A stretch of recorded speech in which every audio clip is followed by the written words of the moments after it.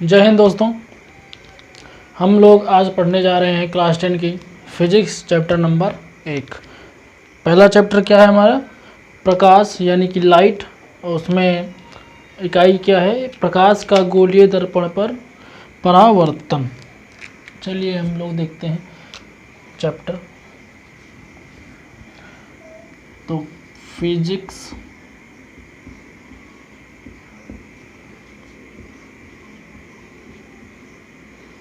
ठीक, क्या पढ़ेंगे हम लोग? लाइट। दोस्तों यहाँ पे लिखा है लाइट।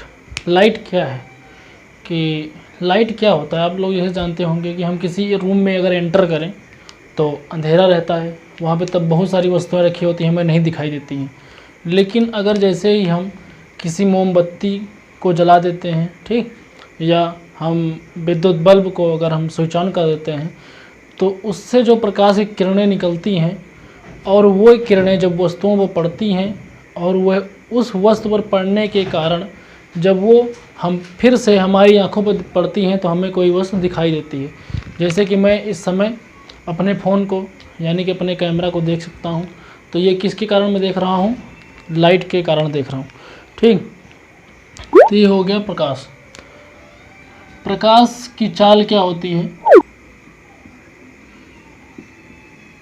प्रकाश की चाल क्या होगी?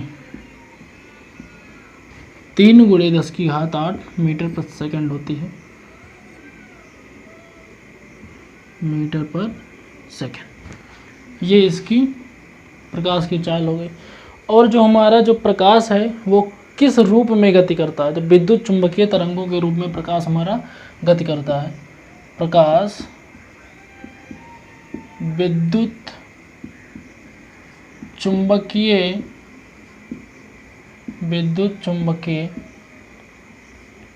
तरंगों के रूप में, विद्युत चुंबकीय तरंगों के रूप में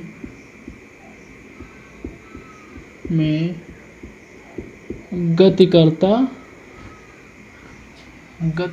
है। ठीक, किसके रूप में गति करता है? विद्युत चुंबकीय तरंगों के रूप में गति करता है। प्रकाश का परावर्तन,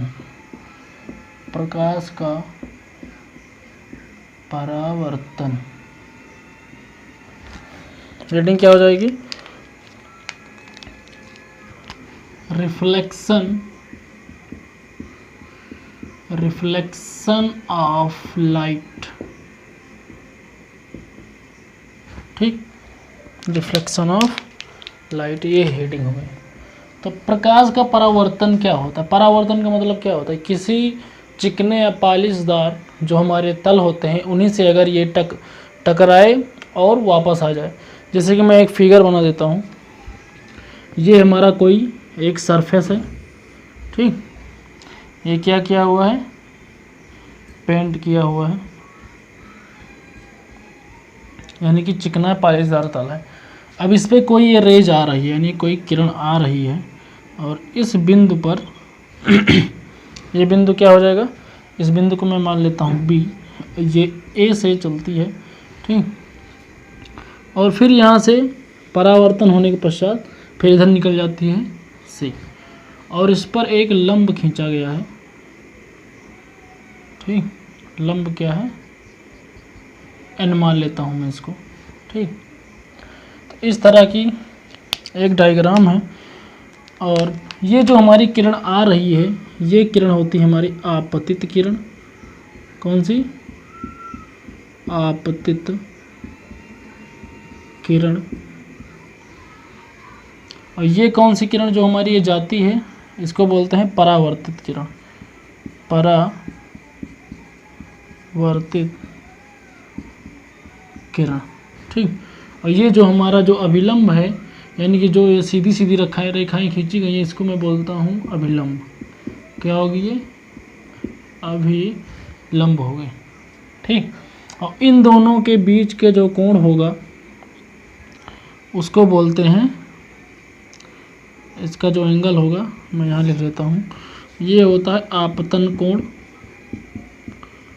आपतन कोण आई, ठीक। और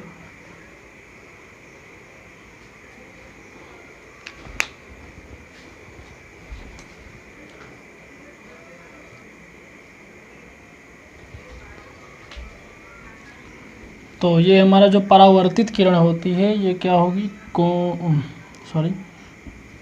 तो अभिलंब और परावर्तित किरण के जो बीच में कोण बनेगा उसे हम बोलते हैं परावर्तन कोण, परावर्तन कोण आर, ठीक। तो डिफिनीशन क्या होगी प्रकाश का परावर्तन, जब क्या होगी, जब प्रकाश की किरण, ये जो प्रकाश की किरण है, जब प्रकाश की किरण किसी चिकने या पालिशदार तल, किसी चिकने या पालिशदार तल पर क्या होती है, गिरती है, तब उस तल से, तब उसका अधिकांश भाग क्या होता है, परावर्तित हो जाता है, जिसे हम क्या बोलते हैं, प्रकाश का परावर्तन। यानी कि इस घटना को जब प्रकाश टकराता है उसके तल पर, कौन सा तल, पालिशदार तल पर, और वो रिफ्लेक्ट हो जाती है यानी परावर्तित हो जाती है, तो उसे ही हम बोलते हैं प्रकाश का परावर्तन। अब देखिए आपतन कोण किसे कहेंगे और परावर्तन कोण, ये तो हो गई हमारी डिफिनीशन। इसके दो नियम होते हैं, परावर्तन के नियम, नियम कितने होते हैं इसके, दो नियम होते हैं, दो नियम होते हैं। पहला जो नियम होता है वो क्या होता है कि आपतित किरण यानी ये वाली किरण और परावर्तित किरण, आपतित किरण, परावर्तित किरण तथा ये जो होता है हमारा ये आपतन बिंदु है, यानी कि आपतित किरण और परावर्तित, जहाँ ये आपतित किरण क्या होती हैं, टकराती हैं पालिशदार तल पर, उसे हम बोलते हैं आपतन बिंदु। तो आपतन बिंदु से एक सीधी लाइन खींची जाती है जिसे हम अभिलंब बोलते हैं। तो आपतित किरण, परावर्तित किरण तथा आपतन बिंदु पर, कौन से बिंदु, आपतन बिंदु पर खींचा गया है जो अभिलंब होता है, तीनों एक ही सरफेस में होते हैं यानी एक ही तल में होते हैं, ठीक। दूसरा नियम जो है हमारा कि आपतन कोण का मान परावर्तन कोण के मान के बराबर होता है, यानी जो आपतन कोण है कोण आई, ये बराबर किसके होगा, परावर्तन। नेक्स्ट हेडिंग है हमारी प्रतिबिंब। प्रतिबिंब किसे कहते हैं, यानी कि इमेज, इंग्लिश में क्या बोलते हैं इसको, इमेज। जो हम लोग फोटो खिंचवाते हैं वो हमारी क्या है, एक प्रतिबिंब ही तो है, यानी कि वो एक इमेज है हमारी, ठीक। तो प्रतिबिंब क्या होता है, जब प्रकाश की किरणें किसी एक बिंदु से, ठीक, कोई भी एक बिंदु ले लो, जैसे कि ये एक बिंदु है, जब प्रकाश की किरण एक बिंदु से चलकर किसी दूसरे बिंदु पर परावर्तन के पश्चात क्या होती हैं, यदि प्रकाश की किरणें किसी एक बिंदु से चलकर, यहाँ से मान लो चली, एक बिंदु से चलकर किसी दूसरे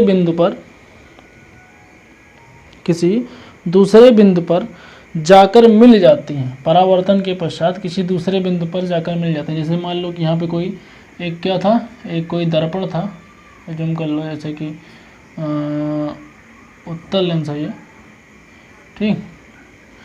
तो क्या होगा, ये यहाँ पे मान लो ये दर्पण था, तो एक बिंदु से चलकर किसी दूसरे बिंदु पर जब प्रकाश की किरणें किसी एक बिंदु से चलकर, मान लो यहाँ पे कोई वस्तु रखी थी, यहाँ से प्रकाश की किरण चली, ठीक। तो क्या होगी, जब प्रकाश की किरणें किसी एक बिंदु से चलकर परावर्तन के पश्चात, परावर्तन कहाँ होगा, जब कोई एक क्या होगा, लेंस लगा होगा या दर्पण होगा, मिरर होगा, ठीक, तभी वो क्या होगी, रिफ्लेक्ट होंगी। परावर्तन के पश्चात किसी दूसरे बिंदु पर जाकर मिलती हैं, मान लो कि यहाँ कहीं मिली, ठीक। तो ये क्या होगा, उसका प्रतिबिंब होता है या आती हुई प्रतीत होती हैं, या यहाँ मान लो कोई और दर्पण होता है तो यहाँ से पीछे निकल जाती है, ठीक। तो आती हुई प्रतीत होती हैं तो उसे हम प्रतिबिंब बोलते हैं। तो डिफिनीशन इनवल लाइन क्या होगी, जब कोई प्रकाश की किरण किसी एक बिंदु से चलकर किसी दूसरे बिंदु पर जाकर मिलती है या मिलती हुई प्रतीत होती है, उसे क्या बोलेंगे हम, प्रतिबिंब बोलेंगे। और प्रतिबिंब कितने प्रकार का होता है, 2 प्रकार का होता है। काइंड ऑफ इमेज, प्रतिबिंब कितने प्रकार का होता है, 2 प्रकार का प्रतिबिंब होता है। पहला जो प्रतिबिंब होता है हमारा वो होता है वास्तविक प्रतिबिंब, वास्तविक प्रतिबिंब यानी कि रियल इमेज, ठीक। और दूसरा जो होता है वो हमारा होता है आभासी प्रतिबिंब। ये क्या होता है, ये हमारा होता है। तो वास्तविक प्रतिबिंब क्या होता है कि जब प्रकाश की किरणें किसी एक बिंदु से चलेंगी, दूसरे बिंदु पर जाएंगी, परावर्तन के पश्चात दूसरे बिंदु पर वास्तव में अगर जब मिलेंगी, तब वो जो होगा हमारा वास्तविक प्रतिबिंब होगा, ठीक। जैसे कि यहाँ से कोई चली, परावर्तित हुई, यहाँ पे आ गई, वास्तव में अगर मिल रही है, ठीक, वस्तु, तो वो क्या हो जाएगा, वास्तविक प्रतिबिंब। जब प्रकाश की किरणें परावर्तन के पश्चात दूसरे बिंदु से आती हुई प्रतीत होती हैं। जैसे कोई दर्पण होता है, दर्पण क्या, जैसे अवतल दर्पण होगा, तो उसमें क्या होगा, आती हुई वस्तुएं प्रतीत होंगी, ठीक। तो उसे क्या बोलेंगे, आभासी प्रतिबिंब कहेंगे। गोलीय दर्पण क्या होता है कि गोलीय दर्पण कोई कांच के खोखले गोले का काटा गया एक भाग होता है, ठीक। जो गोलीय दर्पण होता है वह एक कांच के खोखले गोले का, जैसे मान लीजिए कांच का कोई खोखला गोला है, ठीक, तो इसका काटा गया क्या होता है, एक भाग होता है, वही हमारा गोलीय दर्पण कहलाता है, ठीक। तो गोलीय दर्पण कितने प्रकार के होते हैं, गोलीय दर्पण 2 प्रकार के होते हैं। गोलीय दर्पण दर्पण 2 प्रकार का होता है। 2 प्रकार कौन कौन सा है, पहला प्रकार जो होता है हमारा अवतल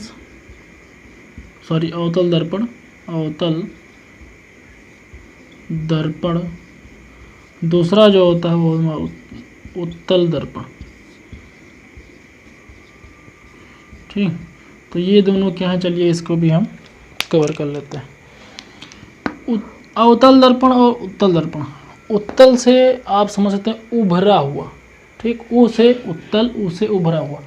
जब किसी दर्पण में, यानी कि वह दर्पण जिसमें प्रकाश का परावर्तन उभरे हुए तल से होता है, उसे क्या बोलेंगे, उत्तल दर्पण।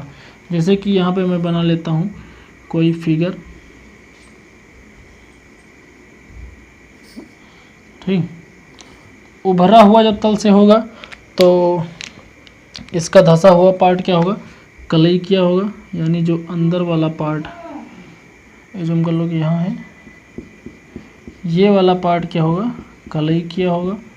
ये M1 हो जाएगा, ये M2 हो जाएगा, और ये हमारा वक्रता कैंसी हो जाएगा, ये ध्रुव P हो जाएगा, और ये हमारा क्या है, मुख्य अक्ष। यानी कि जब अब कोई किरणें यहाँ से चलेंगी तो इससे रिफ्लेक्ट होके चली जाएंगी, ठीक, ऐसे से जाएंगी। तो जब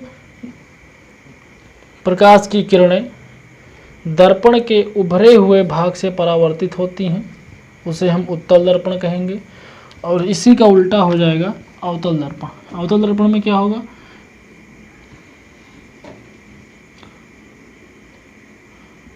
ये अवतल दर्पण है, तो इसमें इसी का उल्टा धंसे हुए पार्ट से क्या होगा,